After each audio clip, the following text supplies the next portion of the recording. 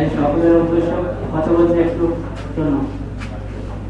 Sir অনেক কষ্ট করে এখানে এসেছে তোমাদের কিছু দেখানোর জন্য আর কি। এই জন্য সকলের জন্য শুনবে এবং স্যারের ক্লাসের ভিতরে কোনো প্রশ্ন না করবে। ক্লাস প্রেজেন্টেশন শেষ হওয়ার পরে 10 মিনিট সময় দেওয়া হবে, সেই সময় সকলের প্রশ্ন করবে।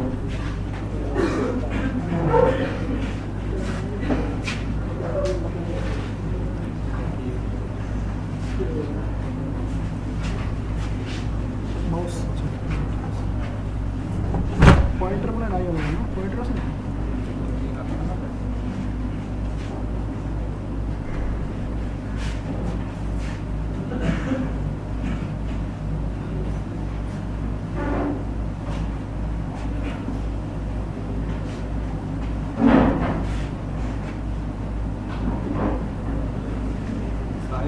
Welcome you all to this presentation on climate and design. In fact, architectural design. I mean architectural design. Can you listen me in the last bench, last row?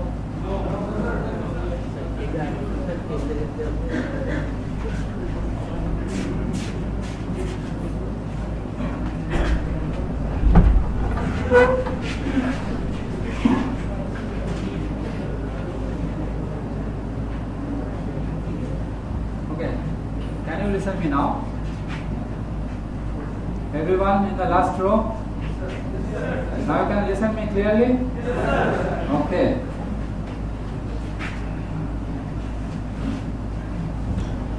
So I am going to, I don't know how it will help you,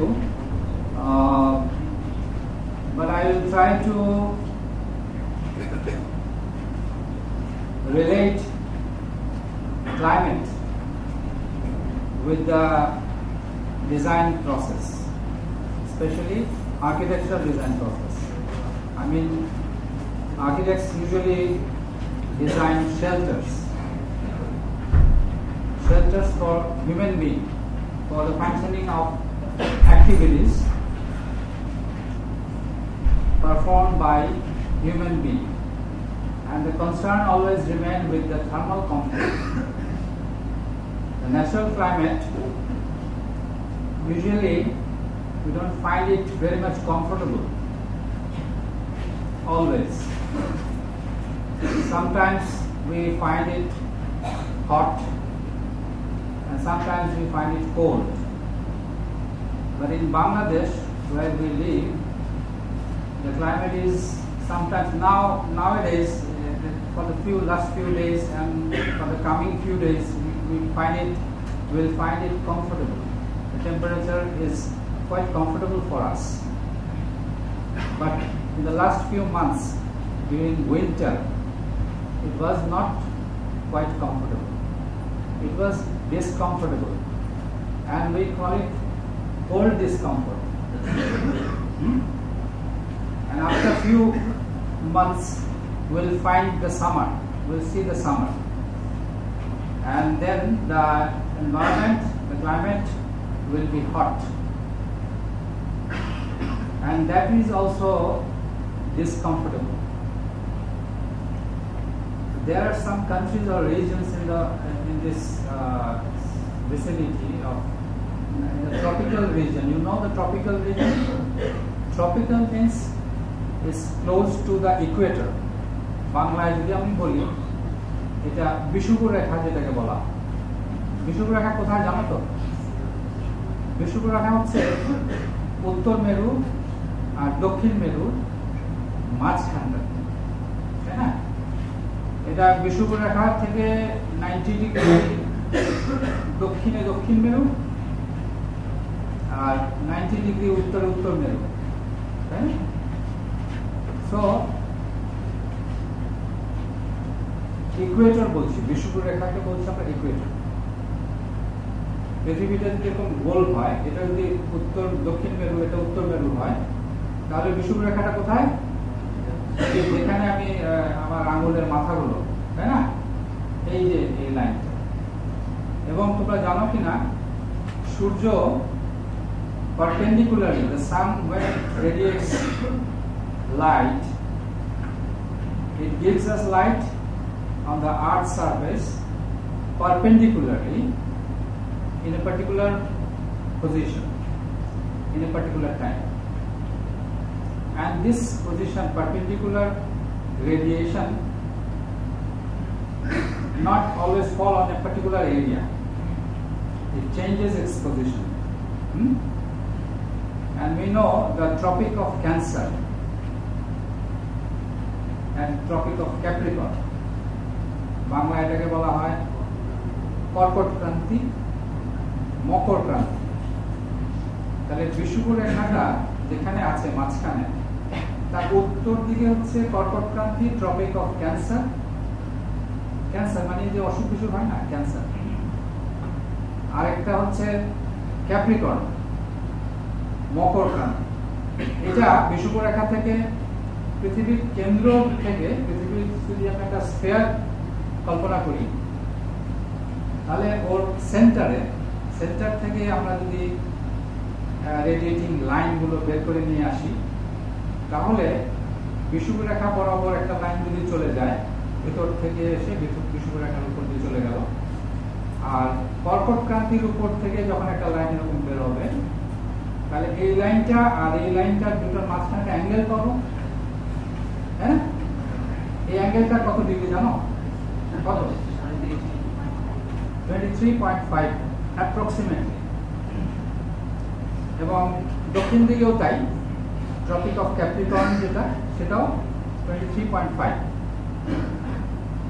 so এই যে 23.5 বা আরেকটু বেশি যদি আমি যাই, এই পাশে 30 ডিগ্রি, এই পাশে 30 ডিগ্রি, এই যে 60 ডিগ্রি একটা belt which is within the equatorial region, এটাকে আমরা বলি ট্রপিক্যাল রিজন। ট্রপিক্যাল রিজন বলি এটাকে ইংরেজিতে। এবং ট্রপিক্যাল রিজনের মূল যে সমস্যাটা, সেই সমস্যাটা হচ্ছে যে হিট, এক্সেসিভ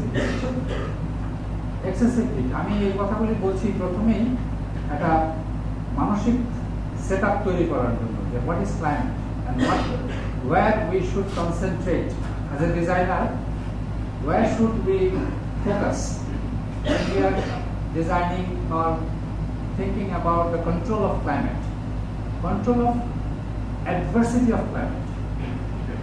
Climate যে adversity গুলো আছে সেগুলোকে আমরা কন্ট্রোল করতে চাই, যেগুলো ভালো সেগুলো তো আমাদের কন্ট্রোল করার প্রয়োজন নাই, তাই না? যেমন ধরো আমাদের এখানে বাতাস যদি প্রবাহিত হয় without the duration, without winter, except winter, rest of the year আমরা কিন্তু উইন্ড ফ্লোটা আমাদের খুব ভালো লাগে, হ্যাঁ, জানলা দিয়ে বাতাস ঢুকবে, জানলা দিয়ে বেরিয়ে যাবে, এটা আমরা চাই। আর এটা যদি আমরা ডিজাইনের মধ্যে we cannot arrange this ventilation, air flow, then we make the substitute, we arrange for the substitute solution like ceiling fan, table fan, or any other kind of propeller which propels the air and can make a air current, air flow, যেটা আমাদের a comfortable situation দেয়। So tropical region এ climate এর problem হচ্ছে কি, main প্রবলেমটা কি? আর এই যে আমরা একটু আগে প্রজেক্ট দেখে আসলাম, স্নোই এরিয়া, তাই না, তারপরে বরফ, সেখানে কোল্ড ক্লাইমেট, সেখানে কিন্তু এক্সেসিভ নাই, সেখানে উল্টা, সেখানে বরং এক্সেসিভ কোল্ড। আর মানুষের শরীরে একটা অদ্ভুত সিস্টেম আছে, মানুষের শরীরে আমরা খাবার না খেলে হয় না, আমাদের শরীরে তাপ, আমরা যেটা বলি যে ডিপ বডি টেম্পারেচার, ডাক্তাররা যখন থার্মোমিটার দিয়ে শরীরের তাপমাত্রা নেওয়ার চেষ্টা করে, তখন থার্মোমিটারের ইয়েটা বাল্বটা কোন দিকে সেট করে, কোথায় সেট করে, রোগীর কোথায় সেট করে? জিহ্বার মধ্যে দেয়, অনেক সময় বগলের মধ্যে দেয়। কেন? কারণ ওই ডিপ বডি টেম্পারেচারটা ভেতরে, শরীরের ভিতরে যে ভাইটাল অর্গানগুলো আছে সেগুলো কত তাপমাত্রায় আছে সেটা বোঝার চেষ্টা করে। তো মানুষের শরীরে deep body temperature 37 degree Celsius usually থাকে।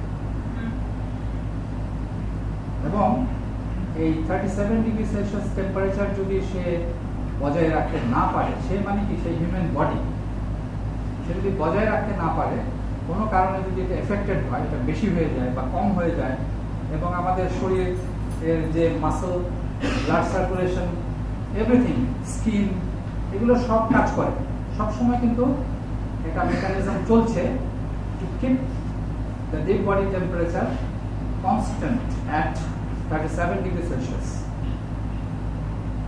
ওইটা যদি সে বজায় রাখতে না পারে তাহলে শরীর অসুস্থ হয়ে পড়ে। প্রথমে সে নানান চেষ্টা করবে যে কিভাবে রক্ষা করা যায়। ঠান্ডা হলে পরে এক পর্যায়ে আমরা কি দেখি, বেশি ঠান্ডা পড়ে গেলে, বরফের দেশে চলে গেলে স্কিনের মধ্যে ব্লাড সার্কুলেশন কমে যায়, আবার গরমের মধ্যে গেলে ব্লাড সার্কুলেশন স্কিনে বেড়ে যায়, সেইভাবে মেকানিজম। তারপরে বেশি আরো ঠান্ডা পড়ে গেলে সে কাঁপতে শুরু করে, শিভারিং হয়, তাই না? সেটা দিয়ে অল্প সময়ের জন্য সম্ভব টেম্পারেচার বাড়ানো, হিট টেম্পারেচার মানে হিট তৈরি করে। মাসেলগুলো যখন নাকি কাঁপে তখন একটা মাসেলের সাথে একটা মাসেল ঘর্ষণ হয়, ফ্রিকশন তৈরি করে। তবে এই দেখো হাতে ঘষলে দেখো কাঁপ তৈরি হচ্ছে, তাই না? সো অল্প সময়ের জন্য এই শিভারিং এর মাধ্যমে প্রায় 10 টাইমস হঠাৎ করে টেম্পারেচার বাড়াতে পারে। ওইখানে যে টেম্পারেচার আছে তার থেকে মানে অনেক বেশি বাড়ায় ফেলতে পারে। আবার যখন নাকি গরম হয়ে যায় তখন আমাদের হট ডিসকমফোর্ট ফিল করি, তখন আমাদের শরীর কি করে, আর কিছু না পারলে সে কান্নাকাটি শুরু করে দেয়, ঘামতে শুরু করে। ইনফ্যাক্ট মানুষ কিন্তু সবসময় ঘামছে। এখনো কিন্তু আমরা যে এসির মধ্যে বসে আছি, আমরা কিন্তু ঘামছি মানে এটা সেন্স করতে পারছি না যে পানি বেরোচ্ছে কিনা, সেন্স করতে পারছি না, কারণ এটা এত অল্প রেটে বেরোচ্ছে যে বেরিয়ে এসে ইভাপোরেট করে যাচ্ছে। এই জন্য আমি দেখতে পাচ্ছি না যে পানি আছে এখানে। কিন্তু যখন বেশি গরম হবে তখন এই পানি বেরোয়ার রেটটা বেড়ে যাবে, and that will be visible as sweating. তো সোয়েটিং হয় কেন? কারণ এই পানিটা যদি বাষ্পে পরিণত হয় শরীর থেকে তাপ নিয়ে চলে যায়, তখন a certain degree of cooling I can feel. So this is the mechanism. So body হচ্ছে আমাদের প্রথম, বডি, স্কিন এন্ড মাসল বা আদার যে অর্গানগুলো আছে সেগুলো হচ্ছে আমাদের ফার্স্ট ডিগ্রি অফ কন্ট্রোল আমাদেরকে করে দেয়। ক্লাইমেটের সঙ্গে আমাদের যে ডিপ বডির যে আদান প্রদান, তাপের আদান প্রদান, সেটা প্রথমে কে করে? প্রথম করে হচ্ছে আমাদের স্কিন বা বডির যে মাসল, ব্লাড সার্কুলেশন, এরা সবাই মিলে চেষ্টা করে, টুর আর্কিটেক্ট বাদ দাও, ডিজাইনার বাদ দাও, let us do it by our own. সে চেষ্টা করে। যেমন অনেক আদিম মানুষের গল্প তো আমরা জানি। তখন কি মানুষের বাড়িঘর ছিল না। তখন দেখা যেত যে মানুষ তার শরীরের মেকানিজমের মাধ্যমেই সে বেঁচে থাকার চেষ্টা করত, হয়তো অনেক সময় ফেল করতো, পারত না বেঁচে থাকতে, মারা যেত। তারপরে মানুষ আস্তে আস্তে রিয়েলাইজ করলো যে না, আমরা শুধুমাত্র বডি, স্কিনের মাধ্যমে নিজেদেরকে কন্ট্রোল করতে না পারলে আমরা চাইলে একটা এনভেলপ দিতে পারি, একটা শেল্টার তৈরি করতে পারি, একটা এনক্লোজার তৈরি করতে পারি, যেটা ক্লাইমেটের যে অ্যাডভার্সিটিস গুলো আছে সেটা থেকে আমাদেরকে রক্ষা করতে পারে। So that's why we go for designing a shelter. And সেই শেল্টারটা কি হবে, কার সঙ্গে এনকাউন্টার করবে, ক্লাইমেটের কোন বিষয়টার সাথে সে বোঝাপড়া করবে, সেটা আমাকে জানতে হবে। If I am going to design a shelter in cold polar region, then I have to encounter with excessive cold, excessive low temperature. তখন শেল্টার হবে একরকম, তাই না? And when I am going to design a shelter or a house in desert area মানে মরুভূমিতে, তখন excessive hot, তখন আবার সেই শেল্টারের ধরনটা একরকম হবে যাতে করে সেই এক্সেসিভ হিটটাকে আমাদেরকে ক্ষতি করতে না পারে, সেভাবে ব্যবস্থা করে। তো this is the main concept of designing the thing, or shelter or architectural design. considering the climatic issues, climatic points. Basic idea হচ্ছে তাই, বোঝা গেল? তাহলে ক্লাইমেটিক ডিজাইন করার মূল উদ্দেশ্য হচ্ছে মানুষকে আরামদায়ক একটা পরিবেশ দেওয়া যেটা ন্যাচারালি পাওয়া যাচ্ছে না। সো একটা আলাদা একটা স্কিম তৈরি করা যেটা দিয়ে নেচারের মধ্যে থেকেও একটা আরামদায়ক জায়গায় থাকা যায়। ওকে, আমি এখন একটু খুব ব্রিফলি স্কিপ করবো টু দ্য স্লাইডস, দেখি কি আছে এখানে। প্রথমে আমরা যদি একটু টেকনিক্যালি বোঝার চেষ্টা করি what is climate and what is weather. Climate বলতে আমরা কি বুঝি আর ওয়েদার বলতে কি বুঝি? ওয়েদার হচ্ছে it's a momentary state of the physical condition of the environment. Momentary state মানে অল্প সময়ের ব্যাপার, কি হচ্ছে। যেমন আজকের দিনের ওয়েদার কি, আজকে এই শহরের ওয়েদার কি, ওয়েদার রিপোর্ট একটা কখনোই শুনবা না যে এই বছরের ওয়েদার কি ছিল বা কি হবে, never. Weather means it's a condition of the environment, physical state, which is giving us the information about a few hours or moments, right? But in the contrary, climate is a long-term report. The physical condition, environmental atmospheric environment যেটা integration in time. সাধারণত একটা শহরে বা একটা reason বলতে আমরা সাধারণত বুঝি ক্লাইমেটিক রিজন যখন আমরা বলবো তখন প্রায় একই রকমের ক্লাইমেট যত জায়গা জুড়ে বিরাজ করতে পারে পুরোটা হচ্ছে একটা রিজন। যেমন সারা বাংলাদেশ কিন্তু part of a climatic reason. সারা বাংলাদেশের যে ক্লাইমেট সেটা কিন্তু মানে এই ইন্ডিয়ান সাবকন্টিনেন্টে একটা রিজন, ক্লাইমেটিক রিজন। ক্লাসিফিকেশন যদি আমরা করি, ওয়ার্ল্ড ক্লাইমেটকে যদি আমরা ক্লাসিফাই করি তাহলে বাংলাদেশ যেই ক্লাসিফিকেশনের ভিতরে পড়বে ভারতও সেই ক্লাসিফিকেশনের ভিতরে পড়ছে, বা পাকিস্তান সেই ক্লাসিফিকেশনের ভিতরে পড়ছে। So climatic reason is vast. কিন্তু এর ভিতরে মাইক্রো ক্লাইমেট বলে আরেকটা জিনিস আছে। মাইক্রো ক্লাইমেট মানে ছোট্ট একটা শহর, সেই শহরে তার যে ফিজিক্যাল ডেভেলপমেন্ট, তার যে টপোগ্রাফি বলি আমরা, টপোগ্রাফি মানে হচ্ছে ল্যান্ড প্যাটার্ন, সেখানে পানি থাকতে পারে, নদী থাকতে পারে, বন থাকতে পারে, পাহাড় থাকতে পারে, উঁচু থাকতে পারে, নিচু থাকতে পারে, হ্যাঁ। সো এই সব কিছু মিলে হচ্ছে টপোগ্রাফি, মানে টপ এর যে গ্রাফ।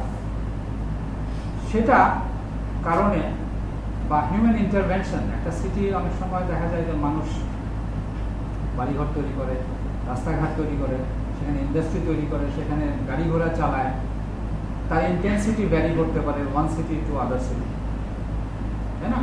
তো সেই কারণে রিজিওনালি ক্লাইমেটের যে বিহেভিয়ার, যে প্যাটার্ন, তার থেকে পার্টিকুলার একটা সিটি বা একটা বড় একটা সিটির একটা অংশ একটু ভিন্ন আচরণ করতে পারে, সেটাকে আমরা বলি micro climate.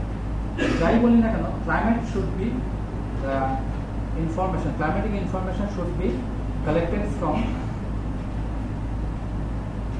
the observation throughout a large span of time, not only 1 year. You have to collect data for years and years and decades and decades. ভালো হয় যত বেশি বছরের ক্লাইমেটিক ডাটা নিয়ে তুমি সেটাকে অ্যাভারেজ করে প্রেজেন্ট করবা যে এই হচ্ছে এখানকার ক্লাইমেট, তত ভালো, তত পারফেক্ট তোমার অবজারভেশন হবে। সাধারণত মিনিমাম 10 বছরের একটা ক্লাইমেটিক ডাটা নিয়ে অ্যাভারেজ করে বলা হয় যে এখানকার ক্লাইমেটের প্যাটার্ন হচ্ছে বৃষ্টিপাত এরকম, এর উইন্ড এরকম, এর টেম্পারেচার এরকম থাকে, এর আরও অন্যান্য জিনিসগুলো এরকম, আকাশ এরকম থাকে, মাটি গাছপালা এরকম থাকে, ইত্যাদি ইত্যাদি। বুঝা গেল? So climate is a observation, is a information about the physical environment অথবা তোমার atmospheric environment which you can collect from a long time observation. আর ওয়েদার হচ্ছে অল্প সময়ের অবজারভেশন থেকে আমি বলবো যে আজকে এরকম হবে, কালকে যেমন আজকে বৃষ্টি হলে বলবো যে আজকে ওয়েদারটা ভেজা, আজকে হিউমিডিটি বেশি, আবার আগামী দিন দেখা যাবে প্রচুর রোদ, হিউমিডিটি কম, তাই না? রেইনফল 0, আজকে রেইনফল এত, কালকে rainfall nil. So weather report can differ from one day to other day. Okay? So এই যে ক্লাইমেট আমরা বললাম যে রিজন, পৃথিবীতে একটা রিজন থেকে আরেকটা রিজনাল ক্লাইমেট ভ্যারি করছে কেন, কি এর জন্য দায়ী, আমরা এগুলো খুব ডিটেইলে জানার দরকার নেই, জাস্ট টার্মসগুলো মনে রাখলেই চলবে যে solar radiation is the prime factor.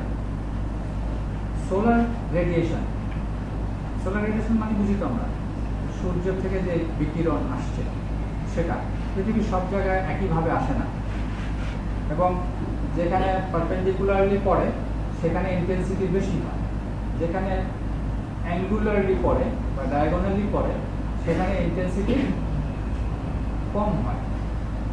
আবার অ্যাটমসফিয়ার ক্রস করে তো সে আসে, হ্যাঁ, অ্যাটমসফিয়ার ক্রস করে আসে। তো অ্যাটমসফিয়ারের ভিতরে যদি ধুলোবালি বেশি থাকে তাহলে সেটা পৌঁছাতে সোলার রেডিয়েশনের ইন্টেন্সিটি কমে যায়। তো একটা শহরের মধ্যে, যে শহরে আমি বসবাস করছি সেখানে যদি অ্যাটমসফিয়ার মধ্যে ধুলোবালি ইত্যাদি ইত্যাদি পলিউটেন্ট বেশি থাকে তাহলে আমার এখানে ইন্টেন্সিটি কম ঢুকবে। আর যেখানে ফ্রেশ স্কাই, অ্যাটমসফিয়ার ফ্রেশ, সেখানে ইন্টেন্সিটি কম ঢুকবে। এরকম ভেরিয়েশন হয়। সো পৃথিবীর বিভিন্ন জায়গায় বিভিন্ন পরিবেশের কারণে সোলার রেডিয়েশনের quantity and quality can vary. আর এই সোলার রেডিয়েশনের কোয়ান্টিটি কোয়ালিটি যখন ভ্যারি করবে তখন সেখানকার ক্লাইমেটও চেঞ্জ হবে, একটা জায়গা থেকে একটা জায়গায় ভিন্ন হবে। এরপরে আসছে হলো tilt of the earth Axis. আমরা জানি যে পৃথিবী তার যে অক্ষ অ্যাক্সিস সেটা ও সূর্যকে চারদিক থেকে যেভাবে ঘুরে আসে, সেই ঘুরে আসার যে পথ অরবিট, সেই পথটাকে যদি আমি একটা প্লেন কল্পনা করি, একটা প্লেনের মধ্যে রাখি, তাহলে সেই প্লেনের সাথে এই এক্সিসটা, আর্থ এক্সিসটা একটু বাঁকা হয়ে থাকে এবং এটা সবসময় একই রকম ভাবে বাঁকা, এরকম করে বাঁকা হয়েই ঘুরে আসে, তাই না? তো বাঁকা হওয়ার কারণে যখন এখানে থাকছে সূর্য, যদি এটা হয় যখন এখানে থাকছে তখন এখানকার লোকগুলো কাছে, সূর্যের কাছে, আর এখানকার লোকগুলো সূর্য থেকে দূরে। আবার যখন ঘুরে এই পাশে চলে আসলো তখন দেখো it's getting reverse. These people are getting closer relationship with the sun, and these people are now getting distant relationship. So distance বেশি হলে রেডিয়েশনের ইন্টেন্সিটি কম হবে, সোজা কথা। তো টিল্ট হচ্ছে একটা বড় ফ্যাক্টর। আর তাছাড়া রেডিয়েশন একটা আর্থ সারফেস, যেটা আমি বলেই ফেললাম যে বাতাসে যদি ধুলোবালি বেশি থাকে কম ঢুকবে। তো সারফেসে এসে পৌঁছায় অনেক সময় এক এক জায়গায় এক এক রকম। তারপরে পৃথিবী থার্মাল ব্যালেন্স তৈরি করতে পারে। যেমন দিনের বেলা যখন সে সোলার রেডিয়েশন, যেমন এখানে দিনের সূর্য, এখন সূর্য আস্তে আস্তে ফেলে যাচ্ছে, একটু পরে সানসেট হবে। তো এরপরে কি হবে, সূর্যের আলো আর থাকবে না এখানে। তো যতক্ষণ ছিল ততক্ষণ কি ছিল, সূর্যের আলো এখানে আসছিল এবং অ্যাবজর্ব করছিল এবং সবকিছু হিটেড হয়ে যাচ্ছিল। আবার সন্ধ্যার পরে কি হবে, এই জায়গাটা খোলা আকাশের মধ্যে এই হিটটা আবার রেডিয়েশন, রি-রেডিয়েশন আমরা রি-রেডিয়েশন। সো একবার নিচ্ছে আবার নিয়ে এসে কি করছে, ছেড়ে দিচ্ছে। তাহলে তুমি বলতে পারো নিচ্ছ আবার ছেড়ে দিচ্ছ, তাহলে নেয়ার দরকার কেন? নিবা আবার ছেড়েও দিবা, তাহলে সবচেয়ে ভালো হয়তো দেয়া নেওয়ার কোনো প্রশ্নই থাকতো না, চুপচাপ বসে থাকুন। সানকে বলো যে সান, don't give us radiation, because if you give us radiation we'll absorb it, but again we will release it অথবা re-radiate it to the open sky. So আমাকে তুমি পুরায় মারতে পারবে না, তাই না? কিন্তু এটা প্রকৃতির নিয়ম, সূর্য এমন একটা জিনিস যে ও চারিদিকে রেডিয়েশনটা দিবেই, ওর হাত থেকে নিষ্কৃতি নাই। ওই যে নিষ্কৃতি নেওয়ার জন্য অনেকে কি করছে, উপরে শেল্টার দিচ্ছে মাথায়, যাতে সূর্যের আলো শরীরে এসে পড়তে না পারে। তো যাই হোক, পৃথিবী তো আসবেই। তো এভাবে একবার নিচ্ছে, একবার ছেড়ে দিচ্ছে, সুযোগ পেলে ছেড়ে দিচ্ছে, আর যখন সূর্য উদিত হচ্ছে, সানরাইজ হচ্ছে, তখন দিনের বেলা হিট নিয়ে নিচ্ছে। তো এইভাবে দিয়ে এবং নিয়ে আমরা পৃথিবী একটা ব্যালেন্স বজায় রাখি, থার্মাল ব্যালেন্স সে বজায় রাখে। তো এইভাবে এই থার্মাল ফোর্সেস এবং পৃথিবী তার নিজের অক্ষের উপর কিন্তু ঘুরছে, সারাক্ষণ ঘুরছে না? তোমরা কি জানো যে তোমরা এখন একটা ভেহিকেলের মধ্যে বসে আছো? আমরা সবাই কিন্তু স্থির নাই, মুভ করছি, আমরা একটা সার্টেন স্পিডে মুভ করছি। এটা বুঝতেই পারছি না কি মুভ করছি কিনা, বুঝতে পারছি না, কিন্তু মুভ করছি।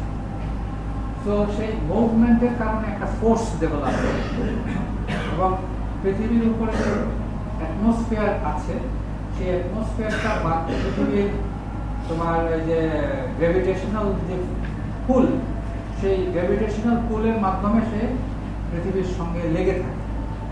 বাতাস বা আমরাও লেগে থাকি, গাছপালা সবকিছুই লেগে থাকে। কোনো কিছু একটা উপর থেকে ফেলে দিলেও সে আবার নিচে চলে আসে, কারণ গ্র্যাভিটেশনাল পুল। সো অ্যাটমসফিয়ারটা একটা ফ্লুইডের মতন। তো ওকে টেনে ধরলেও যখন পৃথিবী ফার্স্ট মুভ করছে, তখন বাতাস ঠিক তার সাথে তাল মিলাতে পারে না। যেমন ধরো এখানে যদি এরকম একটা জিনিস করি, আমি কি করা যায়, এরকমই দেখাই আমি, যে এটার মধ্যে এটা রাখলাম, এটা এখানে রাখলাম, এটা যদি আমি এভাবে মুভ করি, ও নড়ছে না। স্লো মুভ করলে ওর যে ফ্রিকশন, এটার সাথে সারফেস ফ্রিকশনের মাধ্যমে সে যেভাবে আটকে আছে, আমি এভাবে স্পিড দিলে পরেও সে সেই ফ্রিকশন দিয়ে সে আটকে বসে থাকতে পারছে। কিন্তু যদি খুব দ্রুত মুভ করতে চেষ্টা করি, তাহলে সেই ফ্রিকশন, ওই পরিমাণ ফ্রিকশন দিয়ে সে ওর সঙ্গে লেগে থাকতে পারছে না। তো বাতাসও তাই, পৃথিবীর সারফেসের সঙ্গে পৃথিবী যেখানে স্পিড বেশি, কোথায় স্পিড বেশি, সারফেস ভেলোসিটি কোথায় বেশি বলতো? বিষুব অঞ্চলে, কারণ ও তো এক্সিসের উপর ঘুরছে। তো পোলার রিজিয়নে তার ডায়ামিটার কম, কিন্তু প্রত্যেকটা জায়গাতেই 24 ঘন্টা কত মিনিট কত সেকেন্ড, 24 ঘন্টা 48 মিনিট 47 এরকম কিছু একটা আছে, 56 মিনিট এরকম কিছু। তো ততক্ষণে সে একবার করে ঘুরে আসে। তো তুমি বিষুবের রেখাতেই থাকো আর তুমি পোলার রিজনেই থাকো, তোমাকে ওই সময়ের ভেতরেই চক্কর খেয়ে আসতে হবে। তো কোন লোকেশনে থাকলে তুমি সবচেয়ে বেশি পথ অতিক্রম করো? বিষুব রেখার উপর, যেখানে ডায়ামিটার সবচেয়ে বেশি। তো যেখানে তুমি একই সময়ে বেশি পথ অতিক্রম করো, সেখানে তোমার ভেলোসিটি বেশি। তো সেইখানে বাতাস আর তাল মিলাতে পারে না, বিষুব রেখা অঞ্চলে বাতাস আর তাল মিলাতে পারে না। তো সেটার কারণে বাতাস একটু পেছনে পড়ে যায়। তো ওইখানে দাঁড়ালে পরে আমরা বাতাসকে দেখি যে উল্টা দিক থেকে বাতাস প্রবাহিত হচ্ছে, পৃথিবী যদি ঘুরছে তা উল্টা দিক। তো এটা একটা ফোর্স, থার্মাল ফোর্স। গরম হয়ে গেলে বাতাস উপরে উঠে যায়, ঠান্ডা বাতাস এসে জায়গা দখল করে, এইভাবে একটা টার্বুলেন্স হয়। That is wind, thermal force. তারপরে নানান রকমের মেকানিজম আছে, থার্মোডাইনামিক্স আছে, ইত্যাদি ইত্যাদির কারণে মাঝখানে এক রকমের বাতাস, মাঝখান বলতে আমি বোঝাচ্ছি ট্রপিক্যাল রিজন, পোলার রিজন আর মধ্যখানটা সাব ট্রপিক্যাল অথবা সাব পোলার রিজন বলি আমরা। সেখানে আবার আরেক রকম দেখা যায়, উল্টোটা। পোলার রিজনে পোলার উইন্ড ঠান্ডার কারণে আরেক রকম হয়। তো এই যে ঠান্ডা গরম আর এই যে মুভমেন্ট, এই মেকানিজমের কারণে পৃথিবীর বিভিন্ন জায়গায় বিভিন্ন দিক থেকে উইন্ড ফ্লো করতে দেখা যায়। আমাদের এখানে সামারে একরকম, উইন্টারে আরেক রকম বাতাস ফ্লো করে, তাই না? দক্ষিণ দিক থেকে আসে আর সামার বা মনসুন, মৌসুমী বায়ু দক্ষিণ দিক থেকে আসে বিশেষ কারণ। আবার শীতকালে আসে উত্তর দিক থেকে, তাই না? সো এই যে নানান রকম মেকানিজমের বাতাস বিভিন্ন জায়গায় বিভিন্ন রকম প্রবাহিত হয়, এগুলো একটা কারণ। টপোগ্রাফি, হিমালয় পর্বত উত্তরে থাকার কারণে ওইখান থেকে ঠান্ডা বাতাস নেমে আসে। আবার দক্ষিণ দিক থেকে বঙ্গোপসাগরের জলীয় বাষ্প নিয়ে, প্রচুর জলীয় বাষ্প নিয়ে কিছুদিন পরে বাতাস আসতে শুরু করবে এসে হিমালয় পর্বতের বাধা পেয়ে এখানে বৃষ্টি হয় প্রচুর। এই জন্য এটাকে মৌসুমী বায়ু বলা হয়। আবার এই যে বাঁকা হয়ে ঘোরার কারণে এই হিটেড সূর্য যে তাপ দেয় প্রচুর পরিমাণে, সেটা ওই কর্কট ক্রান্তিতে একবার, মকর ক্রান্তিতে একবার, তাই না, এদিক সেদিক করতে থাকে। এই কারণে সবচাইতে হিটেড এরিয়াটাও মুভ করতে থাকে। আর টপোগ্রাফি তো আছে, পাহাড়ি এলাকায় একরকম, মরুভূমিতে একরকম, যেখানে নদী নালা বেশি সেখানে আরেক রকম। তো এগুলো হচ্ছে ফ্যাক্টর যেগুলোর কারণে পৃথিবীর বিভিন্ন জায়গায় ক্লাইমেট এক এক জায়গায় এক এক রকম হয়। আর আমরা এই ক্লাইমেটিক ইনফরমেশন কোথেকে পাই? আমরা এই যে মেটেরোলজিক্যাল স্টেশন ঢাকায় এটা আছে, তাই না, আগারগাঁয়ে, এরকম ওদের বিভিন্ন যন্ত্রপাতি আছে, এগুলো দিয়ে রেকর্ড করা হয়। আর কিছু ডাটা পাওয়া যায় এয়ারপোর্টে, কারণ এয়ারপোর্টের কাজ হচ্ছে অ্যাটমসফিয়ার নিয়ে কাজ করা, তাই না, প্লেন উঠবে নামবে সব বাতাসে ভেসে বেড়ানোর ব্যাপার। সো এয়ারপোর্টে সবসময় ডাটা মাপা হচ্ছে ক্লাইমেটের, অ্যাটমসফিয়ারিক এনভায়রনমেন্টটা কেমন, কখন বৃষ্টি হবে, কত জোরে বৃষ্টি হবে, কত জোরে বাতাস হবে, কত কি হবে না হবে সব। পাখিও তো আকাশে ভেসে বেড়ায়, ওদের তো মেটেরোলজিক্যাল ইনফরমেশন লাগে না, তাই না, ওদের তো এরকম এয়ারপোর্টে যেরকম দরকার সেরকম লাগে না। কারণ কি? কারণ কেন লাগে না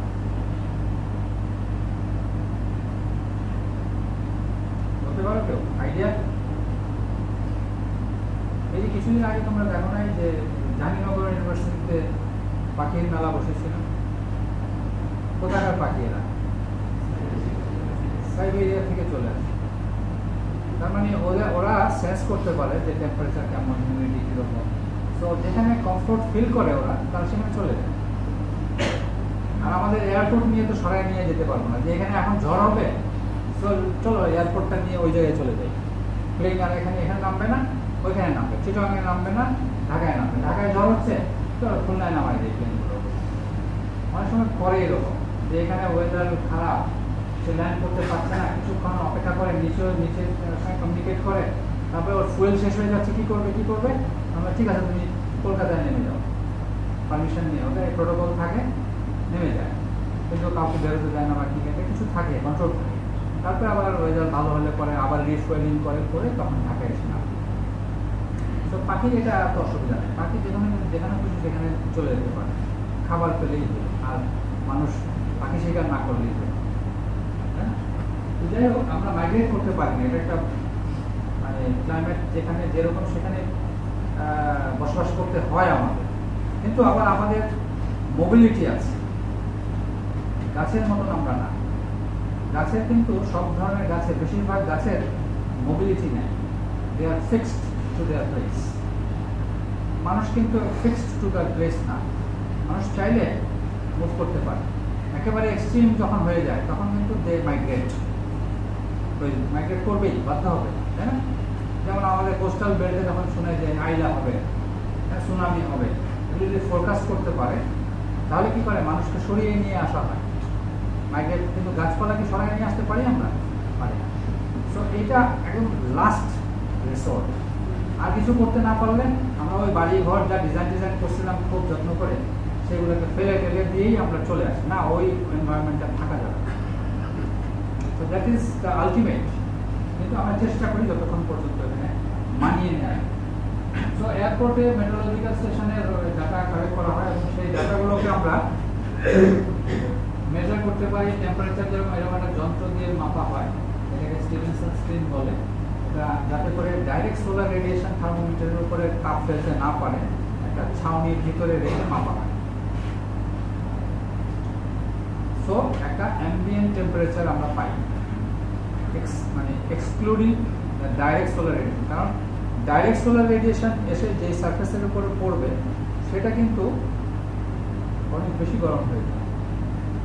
তো সেই এফেক্টটা কিন্তু বাতাসে থাকে না, বাতাসের যে টেম্পারেচার সেটা হচ্ছে একটা সামগ্রিক মিলেমিশে যেটা হয়, কিন্তু হঠাৎ করে ডাইরেক্ট সোলার রেডিয়েশন কোথাও এসে পড়লে সেই জায়গাটা অনেক বেশি গরম হয়ে যায়। তো ওইটাকে অ্যাভয়েড করার জন্য এই স্ক্রিনটা ইউজ করা হয়। আবার উইন্ড মাপার যন্ত্র আছে, বাতাস মাপার যন্ত্র বিভিন্ন রকমের আছে।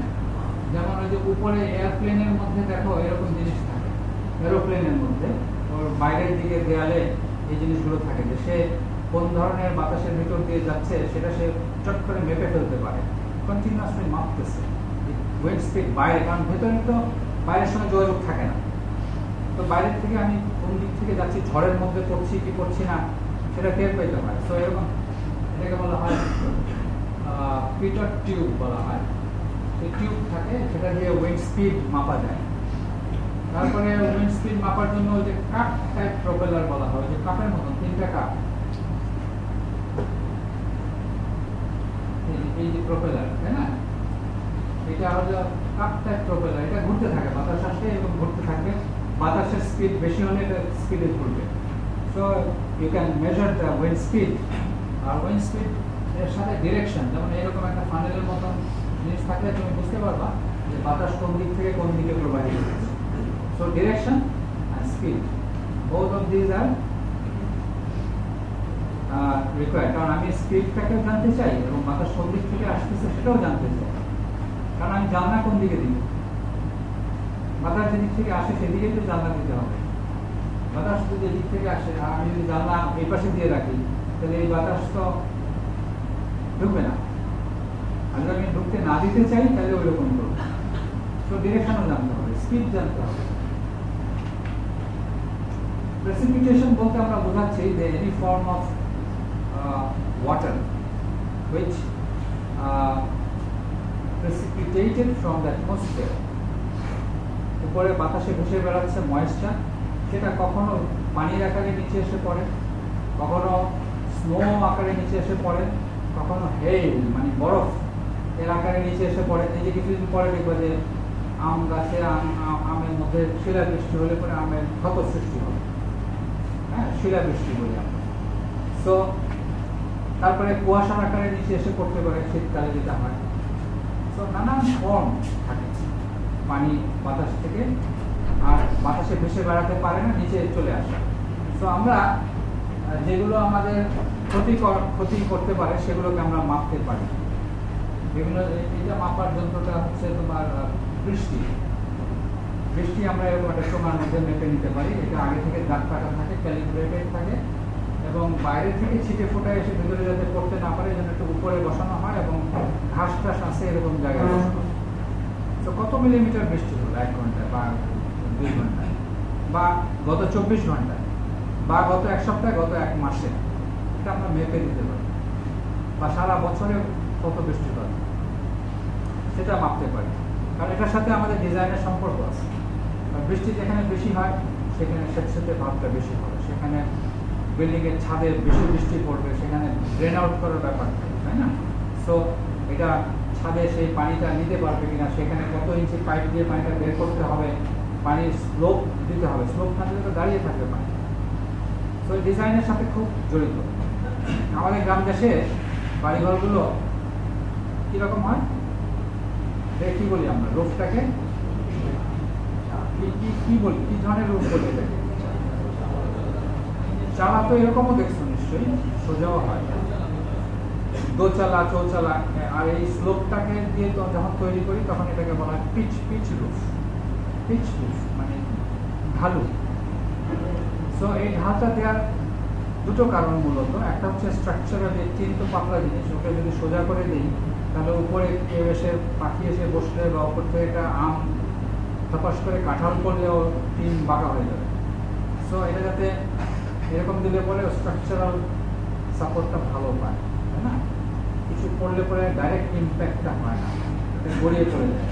বৃষ্টির ক্ষেত্রেও তাই হয়, পানিটা দাঁড়ায় না, চলে যায়। সেই জন্য পিছু আমরা যখন কংক্রিট দিয়ে বাড়ি বানাচ্ছি তখন আর এত ভয় থাকে না, তখন বৃষ্টি হোক উপর থেকে কাঁঠাল করো যাই করো না কেন স্ল্যাব আরসিসি স্ল্যাবে ধরতে পারবে।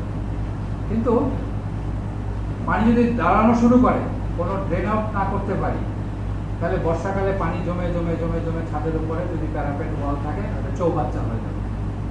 এবং এক সময় ছাদে যে পরিমাণ লোড ক্যালকুলেট করে ছাদ ডিজাইন করা আছে তার চেয়ে বেশি লোড হয়ে যেতে পারে এবং এটা ক্যান কলাপস। হ্যাঁ, এবং এরকম একটা অ্যাক্সিডেন্ট কিন্তু বাংলাদেশে হয়েছে, খুব সিরিয়াস। ঢাকা ইউনিভার্সিটির জগন্নাথ হল, তোমরা হয়তো তখন জন্মই নেই, তাই না? এটা 80 দশকের শেষের দিকে পুরোনো একটা বিল্ডিং, সেখানে একতলা বিল্ডিং, একটা হল ঘর ছিল, টিভি দেখছিল ছেলেপেলেরা।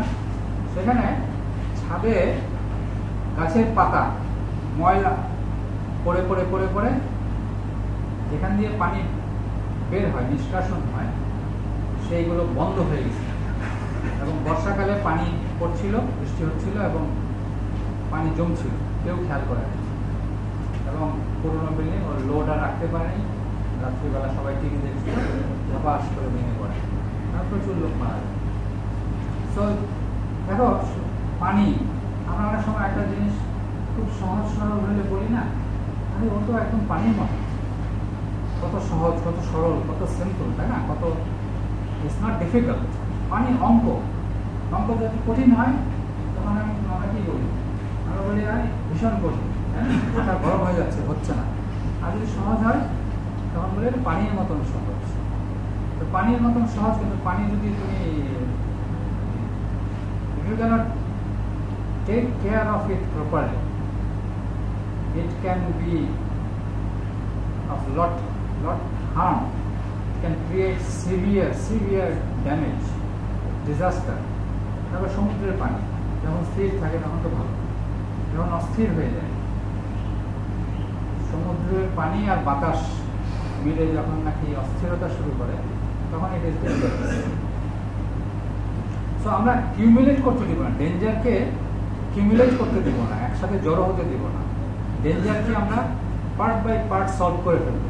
এটা হচ্ছে আমাদের একটা মানে কি বলবো যে স্ট্র্যাটেজি হওয়া উচিত। ডেঞ্জারকে বিশেষ করে ডিজাইনের ক্ষেত্রে আমরা জড়ো হতে দিব না। সব রকমের ডেঞ্জার এক জায়গায় এসে জড়ো হচ্ছে, তাহলে এটা বোমের মতন বাস্ট করবে একসময়। প্রেসিপিটেশন, পানিকেও আমাদের মাপতে হবে, কিরকম পানি হচ্ছে, বৃষ্টি হচ্ছে, সেটা কতটুকু।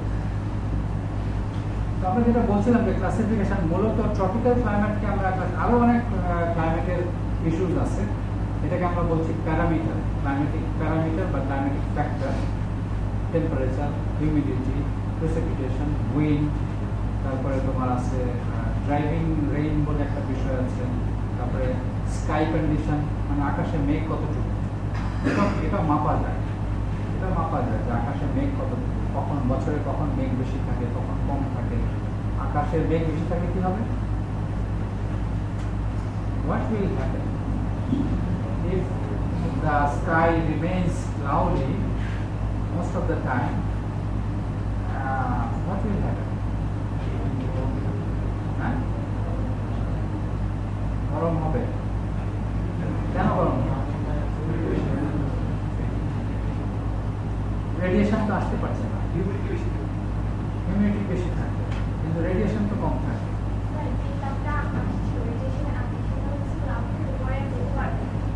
That is also a point, very good. Cloud coverage থাকলে পরে আসতে যেমন পারছে না, যেতেও তো পারছে না, তাই না? সো দিনের বেলা cloudy, when the sun is there, and if the sky remains cloudy during daytime, the direct incoming radiation will be cut off. But if the cloud cover is removed by the evening, and during the night time you get a clear sky, তাহলে কি হবে? দিনের বেলা cloudy আর রাতের বেলা clear, তাহলে সকালে দিনের বেলা সূর্যের তাপ আসতে পারছে না, আর যেটুকুই আসলো ডিফিউজ আকারে সেটা রাতের বেলা চলে যাওয়ার পথ খুব পরিষ্কার ছিল, চলেও গেল, তাহলে কি হবে? হ্যাঁ, আরামদায়ক হবে? হ্যাঁ, নাকি কি হবে? হ্যাঁ, বলো, জোরে বলো। গরমের দিনে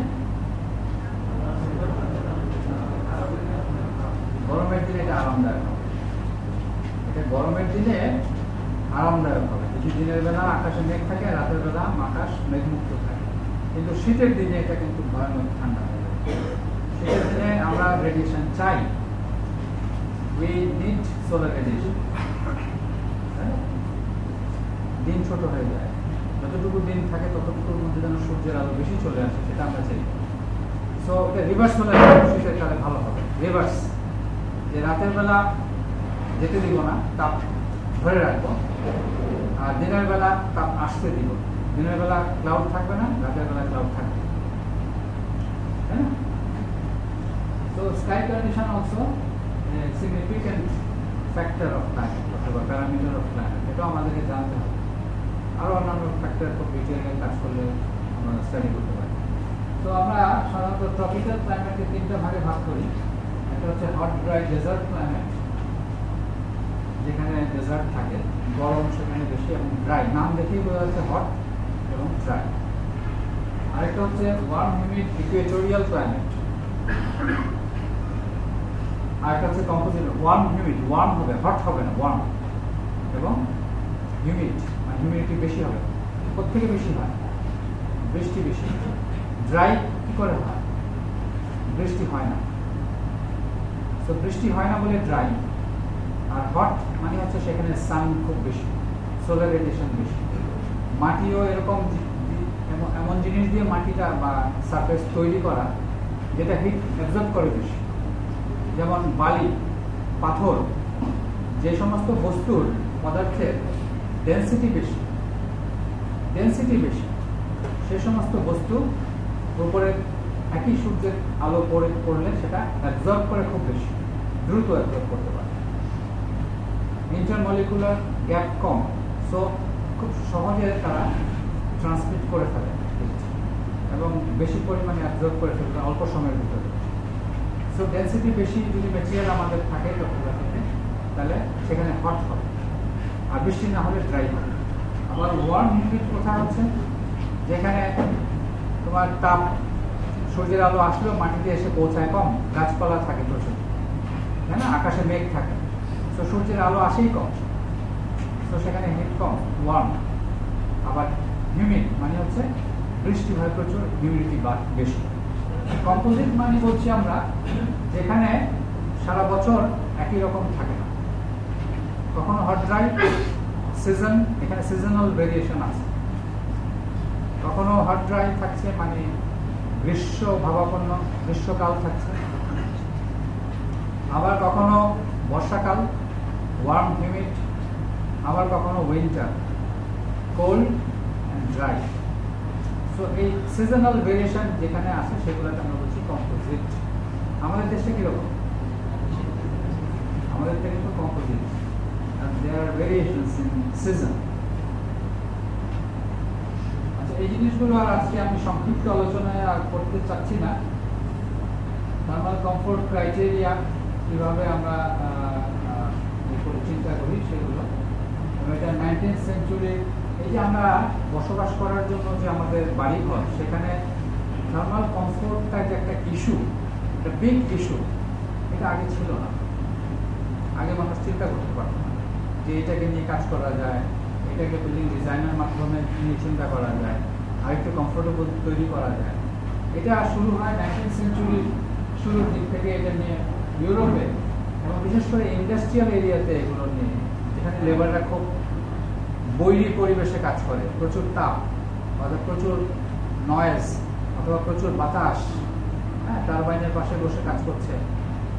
তো এরকম একটা মানুষের হেলথ রিস্ক যেসব জায়গায় বেশি ছিল, সেইখানে মানুষ প্রথম চিন্তা শুরু করল যে থার্মাল কমফোর্ট কি করে বাড়ানো যায়, কি করে ডিসকমফোর্ট কমানো যায়।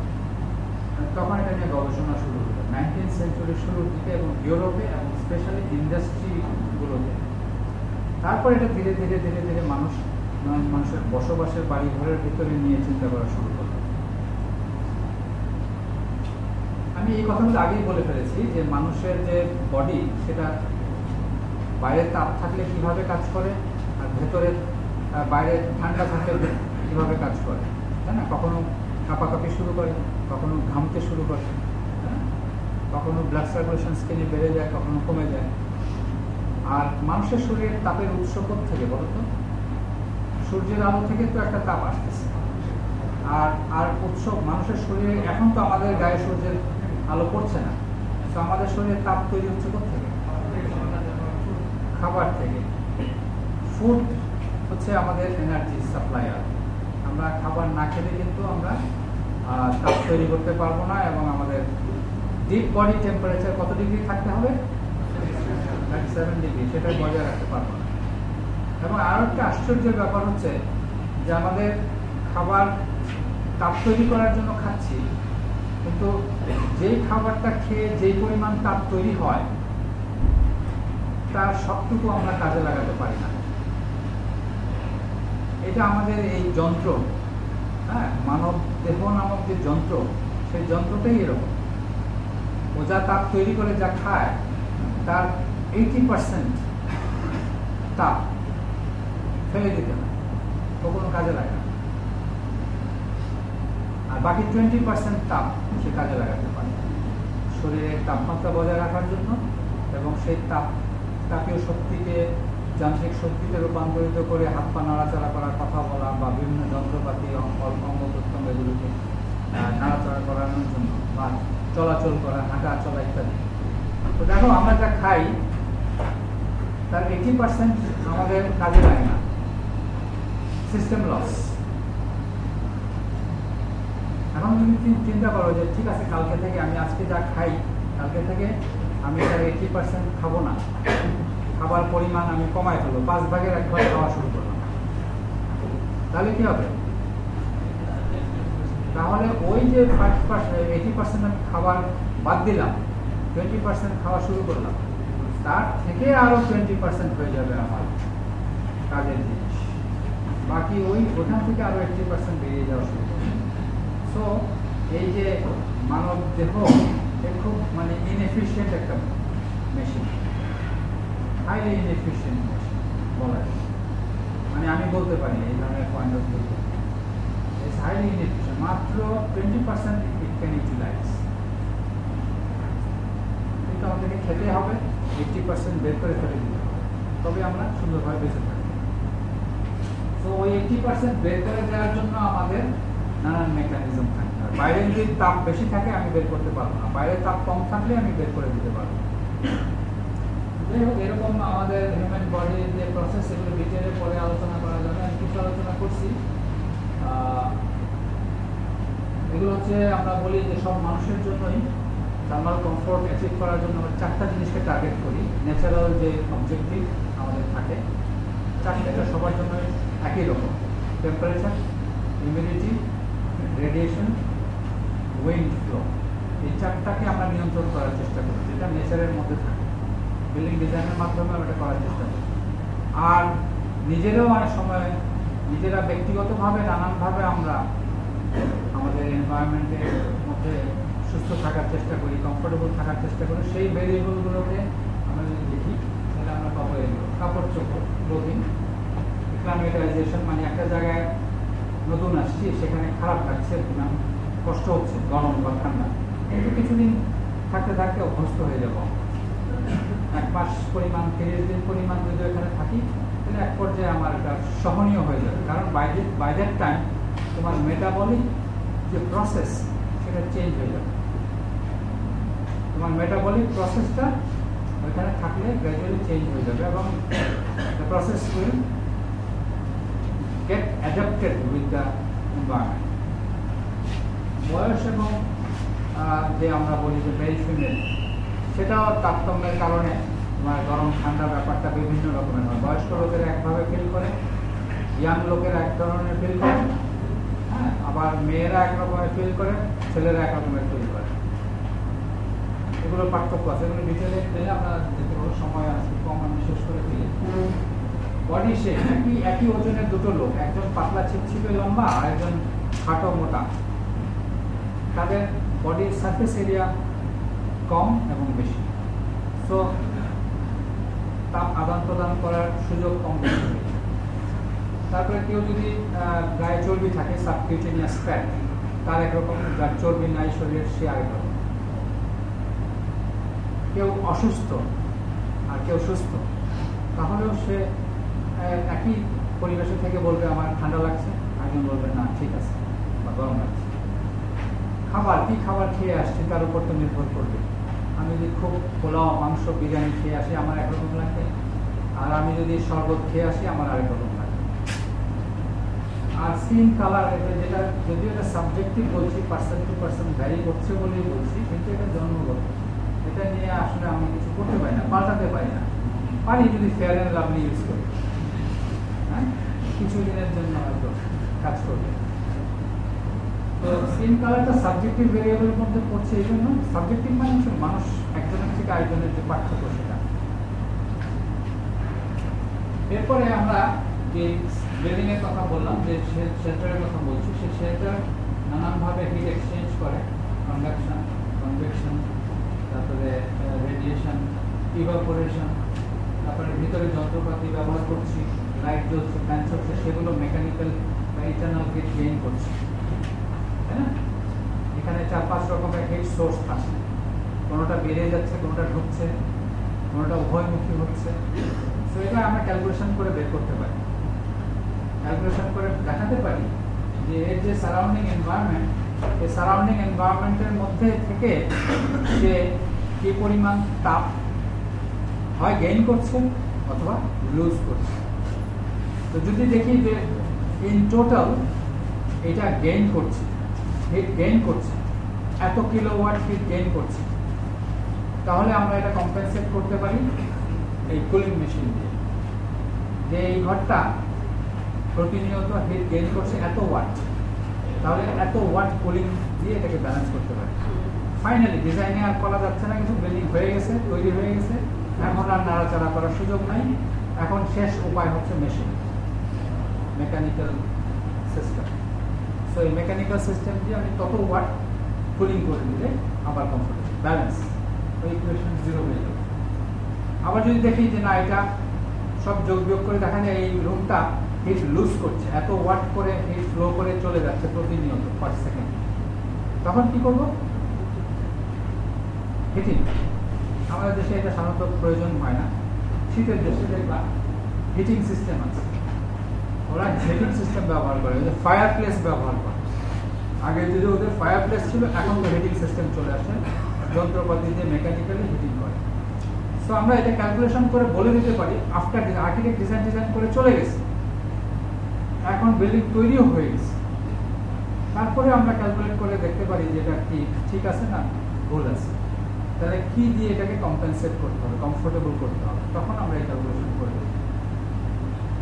আর আজকাল অনেক সফটওয়্যার বের হয়ে গেছে, সেই সফটওয়্যারগুলো ব্যবহার করে তোমার একটা বিল্ডিং ডিজাইন করার পরে ওর তোমরা তো পারো, বোঝো বোধহয়, মডেলিং করা যায়, 3D মডেলিং, তাই না? কিছু সফটওয়্যার আছে, ম্যাক্স, স্কেচআপ, তারপরে আরো কি কি গ্রাসহপার, তারপরে কি যেন ওই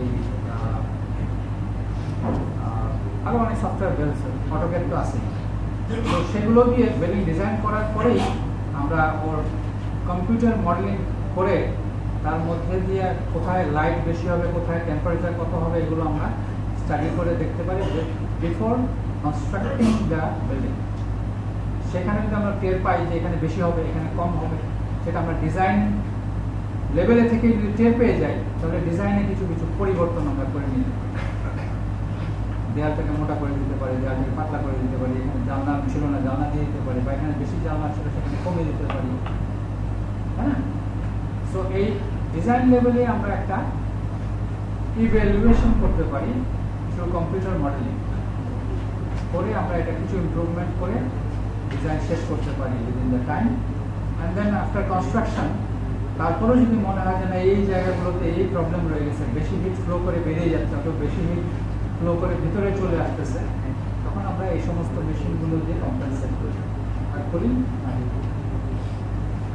তো এটা একজন ডিজাইনারের হওয়া উচিত লাস্ট কোরামিন ইনজেকশনের মতো, কোরামিন যেটা তাই না, একদম শেষ চিকিৎসা।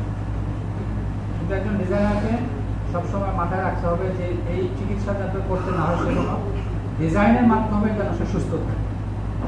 কারণ এইগুলো ব্যবহার করলে কি হয়, প্রতিনিয়ত আমার কারেন্ট পড়ছে, বিল দিতে হচ্ছে, প্লাস এগুলো যে এনার্জি বার্ন করছে সেগুলো এনভায়রনমেন্টের জন্য ক্ষতিকর।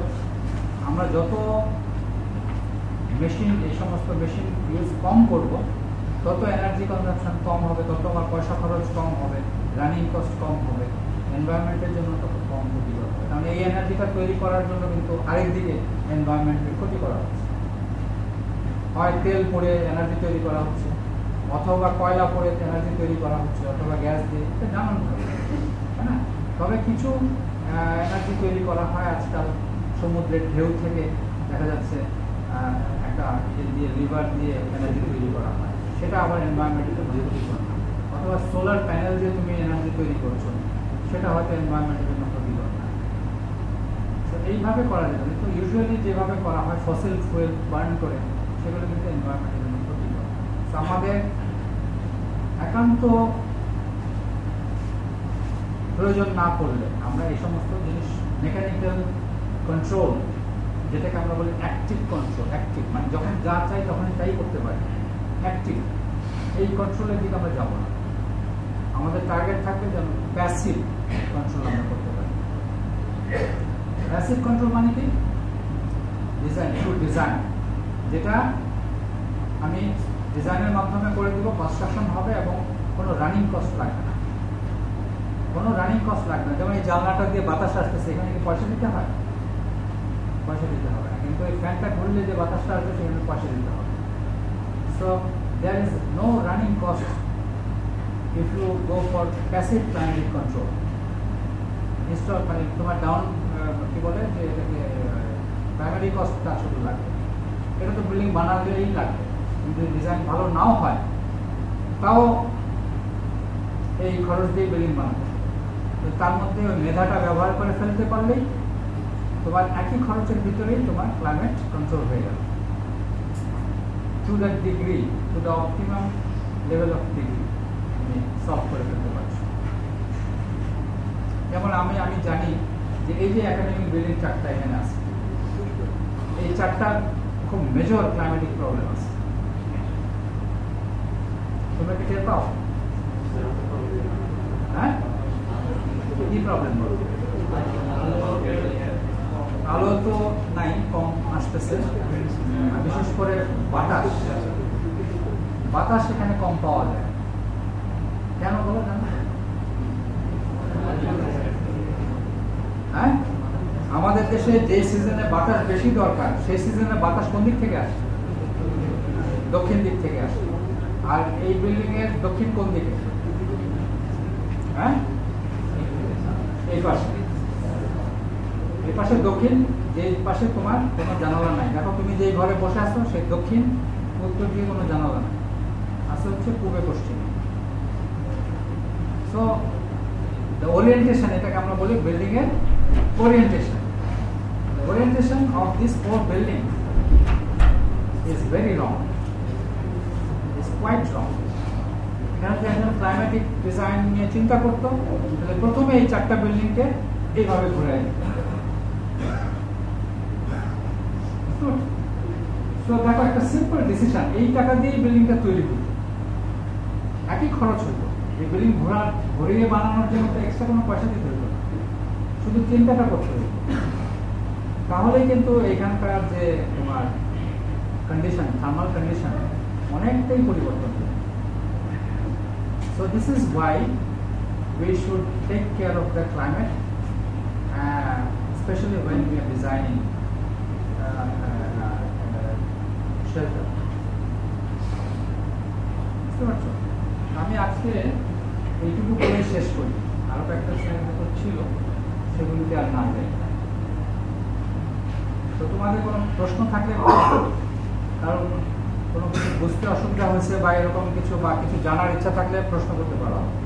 আমি শেষ স্লাইডে দিয়ে ধন্যবাদ দিয়ে এই ক্যালকুলেশন আমরা করতে পারি এবং আমাদের অবজেক্টিভগুলো ঠিক থাকে সেগুলো আমরা এখানে লিখে দিচ্ছি না, এগুলো মুখে বলে ফেলছি অলরেডি। এই স্লাইডটাতে আমি সেটা বলছি যে আমরা একটা ন্যাচারাল এনভায়রনমেন্টে যেরকম জায়গায় থাকি ক্লাইমেটিক্যালি, সেটা মেবি আমাদের ডিজায়ার যে ইউনিফর্ম একটা লেভেল, সেখান থেকে অনেক আপ বা ডাউন এরকম একটা জায়গায় থাকে, সেটাকে ইভেন আউট করাটা আমাদের কাজ। তো ফার্স্ট যারা আমাদেরকে হেল্প করে সেটা হচ্ছে প্ল্যানার। এখনো প্ল্যানিং এর ছাত্ররা আছে। তো প্ল্যানারদের প্রথম কাজ হচ্ছে একটা সেটেলমেন্ট, একটা টাউনশিপকে প্ল্যান করা। তো তারা যদি প্রথম ক্লাইমেটকে নিয়ে চিন্তা করে কাজ করে প্ল্যানটাকে করে, তাহলে আমি কিন্তু আমার যে ডিজায়ার্ড লেভেলের কাছে চলে আসতে পারি through the settlement, proper settlement design. একটু কাছে চলে আসলাম। এরপরে আমার আর্কিটেক্টরা যারা একটা ইন্ডিভিজুয়াল বিল্ডিং ডিজাইন করে, তারা যদি একটু যত্ন করে কাজ করে, তারকে যে জায়গাটা দেওয়া হলো সে তখন আরেকটু কাছে চলে আসতে পারে টুয়ার্ডস দ্য ডিজায়ার্ড লেভেল। এবং যেটুকু আর আসা যাচ্ছে না through design, through passive climatic control, সেটা তখন আমরা যদি একান্ত বাধ্য হই যে না, কোনো কোনো ক্ষেত্রে যেমন মিউজিয়ামে অনেক দামি দামি অনেক পুরনো জিনিস থাকে, সেগুলো সংরক্ষণ করার জন্য বিশেষ তাপমাত্রা দরকার হয়, বিশেষ আর্দ্রতা দরকার হয়। তখন বাধ্য হয়ে আমরা মেশিন ব্যবহার করি, বা ল্যাবরেটরিতে অনেক সময় বিশেষ ধরনের তাপমাত্রা দরকার হয়, তখন সেখানে এই মেশিন দিয়ে তাপমাত্রা বজায় রাখার চেষ্টা করি। তো তখন ফাইনালি মেকানিক্যাল কন্ট্রোল করে আমরা আমাদের ডিজায়ার একদম পারফেক্ট ডিজায়ার লেভেলে চলে আসতে পারি। সো এই যে তিনটা ধাপে আমরা কাজ করি। সো আমরা প্ল্যানাররাও একটা সচেতন হয়ে কাজ করব, একটু আগাবো, তারপরে ডিজাইনার আর্কিটেক্টর তারাও একটু সচেতন হয়ে কাজ করব, তখন আরও কাছে চলে আসবে আমাদের ডিজায়ার লেভেলে। এবং সব শেষে একান্তই যদি না পারি, বাকিটুকু দরকার হলে আমরা মেকানিক্যাল ডিভাইস ইউজ করব। এই সমস্ত এইগুলো তো তোমরা জানো হয়তো, হ্যাঁ, এগুলো ডিভাইস। তো এগুলো আমাদের ডিজায়ার লেভেল না, এটা সবার শেষে, এই স্লাইডটাও সবার শেষে। এটা হবে একান্ত না পারলে, যখন আমরা শহর বা নগর ভুলভাবে হ্যান্ডেল করতে করতে করতে করতে একটা খারাপ জায়গায় নিয়ে চলে যাব, তখন বাধ্য হব আমরা এই সমস্ত জিনিস ব্যবহার করি। তো এইরকম বাধ্য যেন আমরা না হয়, আমাদেরকে যেন কেউ নিজেরাই যেন নিজেদেরকে বাধ্য না করি, সেই জন্য কিন্তু তোমাদেরকে শিখতে হবে এবং সচেতনভাবে সেগুলোকে ব্যবহার করতে হবে, so that we can control our indoor environment specially. ও একটা বড় কথা বলি যে ইনডোর এনভায়রনমেন্টকে আমরা কন্ট্রোল করতে পারি থ্রু ডিজাইন, আউটডোরকে কিন্তু we cannot control. So don't try to do which we cannot do. Okay? So আউটডোর এনভায়রনমেন্টকে কন্ট্রোল করার প্রয়োজন নাই, আমরা ইনডোর এনভায়রনমেন্টকে কন্ট্রোল করবো, সেটুকুই আমরা শিখব। এটাই সম্ভব, অসম্ভবকে সম্ভব করার চেষ্টা করার দরকার নাই। ওকে, so thank you. Any question?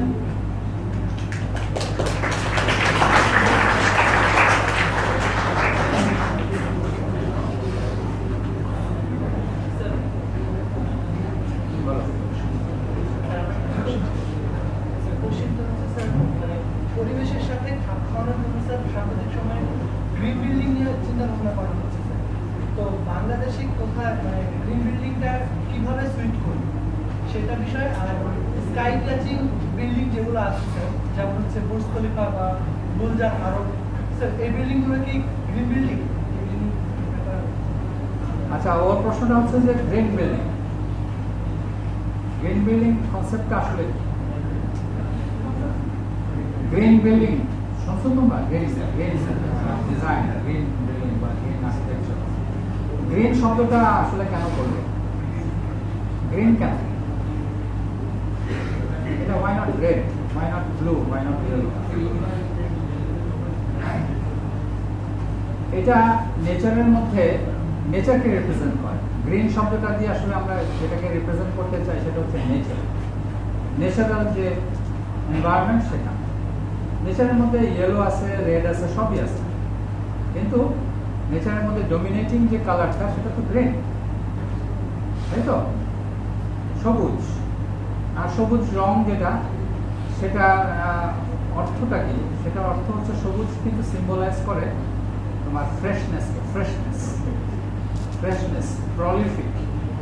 প্রলিফিকনেস মানে প্রচুর প্রোডাকশন, প্রচুর অ্যাক্টিভ, তো এই জন্য অল টুগেদার এই গ্রিন শব্দটা এখানে আসছে। তো গ্রিন বিল্ডিং বলতে আমরা বুঝি যে নেচারকে ডিস্টার্ব না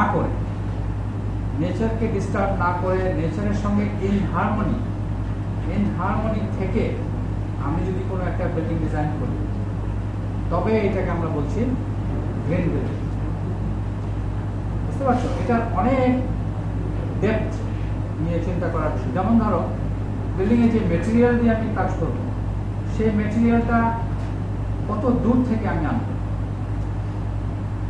আমি যদি এখানে একটা পাথর ব্যবহার করি, সেই পাথরটা কত দূর থেকে আসবে?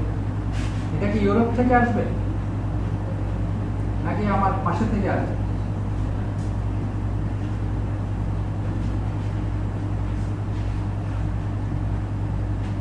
তো গ্রিন বিল্ডিং এর আইডিয়াটার সঙ্গে ওটাও সম্পৃক্ত, যে আমি যদি আমার যেটা এক সময় বলা হতো ভার্নাকুলার ডিজাইন, ভার্নাকুলার শব্দটা শুধু পরিচিত আছে। ভার্নাকুলার মানে হচ্ছে বাংলায় বললে দাঁড়াবে, বাংলায় কি বলবে, ট্রেডিশনালটা আবার অন্য জিনিস, ভার্নাকুলার অন্য জিনিস, ট্রেডিশনাল অন্য জিনিস। তোমাদেরকে একটা বইয়ের রেফারেন্স দিই। বইটা তোমরা ক্লাইমেটের বই তো তোমরা বোধহয় জানো, তাই না? ক্লাইমেট এন্ড ডিজাইন একটা বই আছে, manual for tropical housing part 2। এখানে 4 জন লেখক আছে, তার মধ্যে বেশিরভাগ যার নামটা উচ্চারিত হয় সেটাই বলি। আমাদের এই ম্যাডাম হয়তো জানবেন, ওয়েনিস বার্গার নামে একজন লোক আছেন। তিনি ইন্ডিয়াতে বহুদিন ছিলেন, গবেষণা করেছেন, করে আমাদের এই ক্লাইমেটকে বেস করে তিনি একটা বই লিখেছেন, manual for tropical building and housing, আবার ক্লাইমেটিক ডিজাইন পার্ট 2, ওয়েনিস বার্গার। এটা পড়ো ক্লাইমেটের জন্য। আর ডিজাইনের প্রসেসের জন্য একটা বইয়ের নাম বলছি, সেটা হচ্ছে How Designers Think। বানান নিশ্চয়ই বলতে হবে না, বানান তো পারবে। How Designers Think। আর ছোট্ট করে একটা আছে যে ডিজাইন প্রসেস ডিমিস্টিফাইড। মিস্টিফাই মানে কি? রহস্য তৈরি করা। ডিমিস্টিফাই মানে রহস্য ভেদ করা। Design process demystified. এর লেখক হচ্ছেন ব্রায়ান লসন, LAWSON। তিনি একজন শিক্ষক ছিলেন, দীর্ঘদিন তিনি শিক্ষকতার সঙ্গে ছিলেন। আর্কিটেকচার স্টুডেন্টকে তিনি পড়িয়েছেন, ইঞ্জিনিয়ারিং স্টুডেন্টদেরকে তিনি পড়িয়েছেন ইউরোপে। তো পড়াশোনা শিক্ষকতা এক পর্যায়ে এসে ডিজাইন প্রসেস দিয়ে লিখেন, খুব সুন্দর বইটা। ওটা অনলাইনেও পাওয়া যায়, এটা তোমরা ডাউনলোড করে নিতে পারো। তো এই গ্রিন বিল্ডিং এর ব্যাপারটা এরকম যে আমি কি যে, প্রথম তো এটা প্যাসিভ ক্লাইমেটিক কন্ট্রোল হতেই হবে, এখানে কোনো মেকানিক্যাল এনার্জি ইউজ হবে না। এটা হলো ফার্স্ট ক্রাইটেরিয়া। সেকেন্ড ক্রাইটেরিয়া হচ্ছে তুমি যে মেটেরিয়ালগুলো ব্যবহার করছো সেগুলো should be within your surrounding environment থেকে নেওয়াটাই বাঞ্ছনীয়। থার্ড পয়েন্ট হচ্ছে এই যে বিল্ডিং মেটেরিয়ালগুলো তুমি ব্যবহার করছো সেগুলো প্রকৃতির সঙ্গে কিভাবে রিয়্যাক্ট করবে, নেচারের সঙ্গে সেগুলো কিভাবে রিয়্যাক্ট করবে, সেগুলো তোমাকে জানতে হবে। সেটা হারমোনিয়াসলি রিয়্যাক্ট করতে পারতে হবে। তোমার বিল্ডিং বানানোর পরে এখানকার পরিবেশে যদি একটা বৈরী পরিস্থিতি তৈরি হয়, তাহলে সেটা গ্রিন বিল্ডিং হবে না। After materializing your design or constructing your building, this environment, this material, everything should react with the surrounding atmosphere and environment very positively or in harmony. সেটাও থাকতে হবে। ওকে, এটার কারণে কোনো ক্ষতি হতে পারবে না পরিবেশ। ফোর্থ ক্রাইটেরিয়া হচ্ছে এই বিল্ডিংটা 100 বছর ব্যবহার হলো, তারপরে তো এটা আস্তে আস্তে আউট অফ ইউজ হয়ে যাবে, আউট অফ অর্ডার হয়ে যাবে। এটা স্ট্রাকচারালি একটা বয়স থাকে, একটা এক্সপায়ারি ডেট থাকে। তাই না? তারপরে কি হবে? তারপরে এটা এমন হতে পারে ডেমোলিশ করবা, করে নতুন আরেকটা কিছু করবা। তো ডেমোলিশ যখন করবা তখন এই বিল্ডিং ম্যাটেরিয়ালগুলো যেটা তুমি ডেমোলিশ করবা, এটা কোথায় ফেলবা, কোথায় ফেলবা, কত দূরে ফেলবা, কিভাবে ফেলবা, সেটারও তোমার আগে থেকে ক্যালকুলেশন করে বলে দিতে হবে। যেটা এত বছর পরে এটা এই মেটেরিয়ালটা চেঞ্জ করতে হবে, এটা এখানে ফেলতে হবে, তার পরিবর্তে এটা আনতে হবে। কোথায় ফেলবা, যেখানে ফেলবা সেটা পরিবেশের কোনো ক্ষতি না করে। বুঝতে পারছো? সো একেবারে একটা বিল্ডিং এর জন্ম থেকে মৃত্যু পর্যন্ত টোটাল বিষয়টা তুমি পরিবেশের সঙ্গে খাপ খাওয়ানো আছে কি না, এইটাকে যদি তুমি তুলে ধরতে পারো সঠিকভাবে, তবে এটা হবে একটা গ্রিন বিল্ডিং। বুঝে গেল?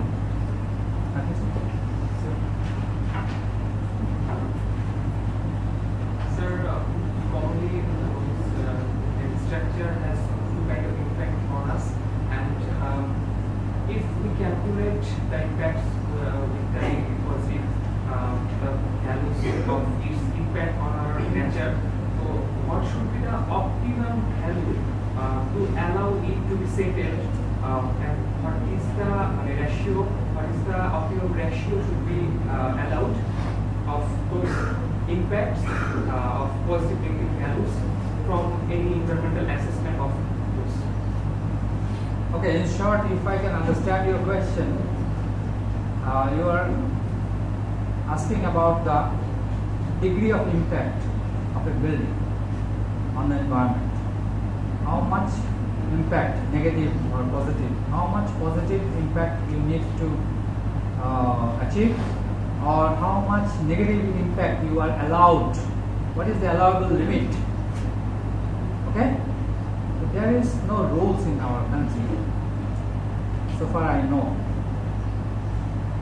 which can control a designer, which can allow a designer to certain extent of intervention, negative intervention into the environment through the design of the building.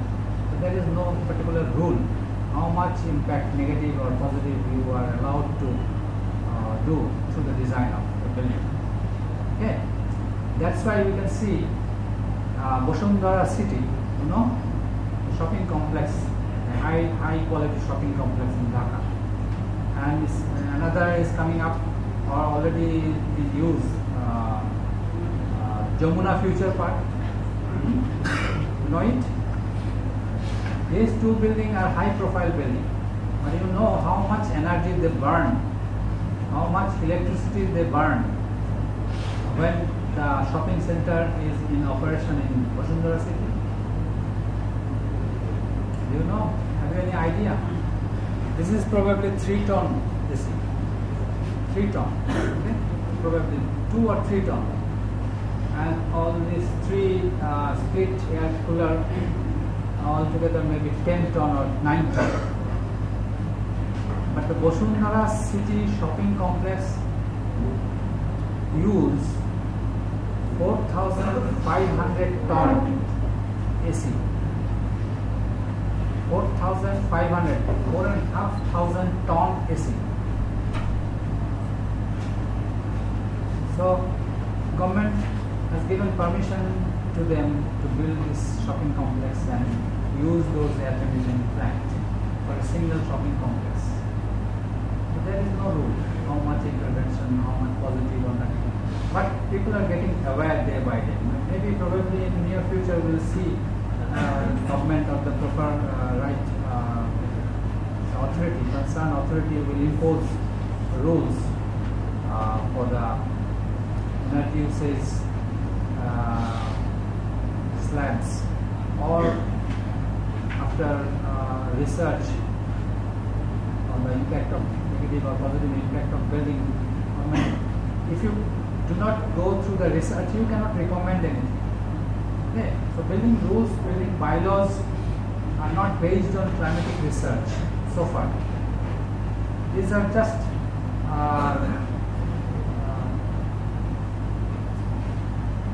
quantitative or qualitative rules.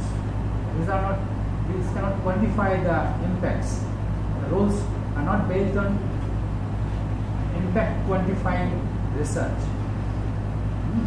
So I can answer the degree, how much percentage of intervention, negative or positive, you can do or allowed to do. There is no limit, so you can do anything.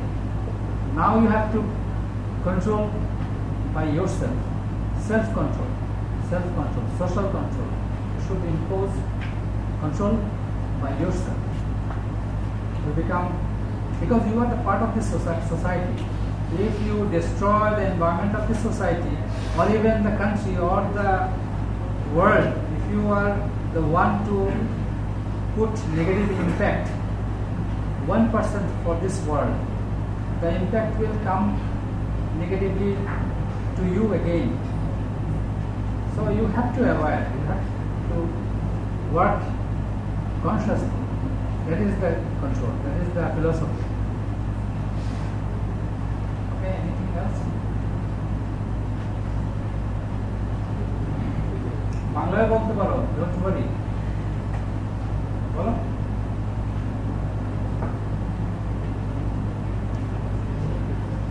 Okay, if you don't have any question, try to go through the matters and prepare for asking questions for the next session. Okay. Thank you.